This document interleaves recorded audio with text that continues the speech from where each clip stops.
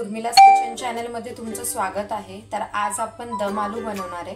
त्याच्यासाठी मी इथे छोटे छोटे बटाटे घेतलेले, हे बघू शकता केवढे छोटे आहेत। असे आपल्याला छोटे बटाटे घ्यायचे। तर मी ते फक्त साल काढून घेतली त्याची आणि आपल्याला हे आता फ्राय करायचे। आता आपण पुढचं साहित्य बघूया की काय काय लागणार आहे। तर मी इथे कांदे घेतलेले आहेत, टोमॅटो हे असे मोठे यासाठी कापून घेतले कारण की आपल्याला ह्याचं वाटण तयार करायचे। परत मी इथे मीठ घेतलेलं आहे, इथे खडे मसाले घेतले। खडे मसाले जास्त नाही लागणार आहे आपल्याला, फक्त तमालपत्र आणि दालचिनी लागणार आहे।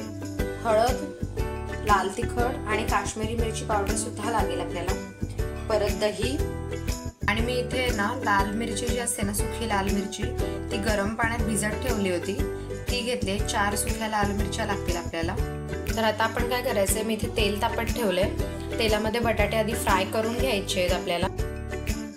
तेल तापलेलं आहे, तर आता मी ना बटाटे याच्यामध्ये टाकते आणि फ्राय करून घ्यायचे व्यवस्थित।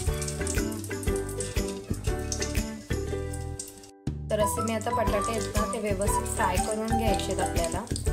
आणि आता आपण ह्याचं वाटण एक बनवायचंय, ते बघून घेऊया की काय काय आपल्याला लागणार आहे। तर मी आता इथे कांदा, टोमॅटो आणि ज्या मिरच्या होत्या ना त्या घेतल्यात। आता हे आपल्याला मिक्सरमध्ये व्यवस्थित छान बारीक वाटून घ्यायचंय।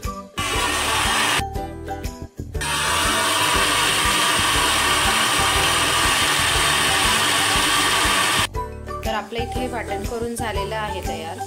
आता आपण आहे ना हे सगळे बटाटे फ्राय करून घेऊयात।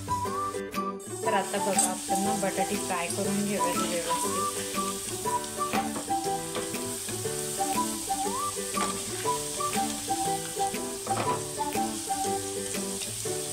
थोडी ब्राउनिश होईपर्यंत आपल्याला ना त्याला व्यवस्थित फ्राय करून घ्यायचंय।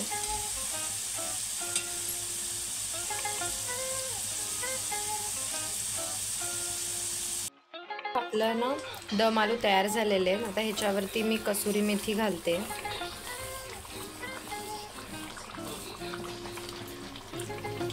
आता कसुरी मेथी घालून याला फक्त एकदा मिक्स करून घ्यायचंय व्यवस्थित।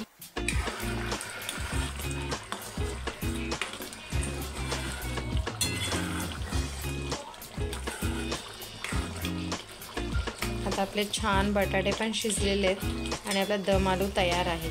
आता मी तुम्हाला हे सर्व करून दाखवते।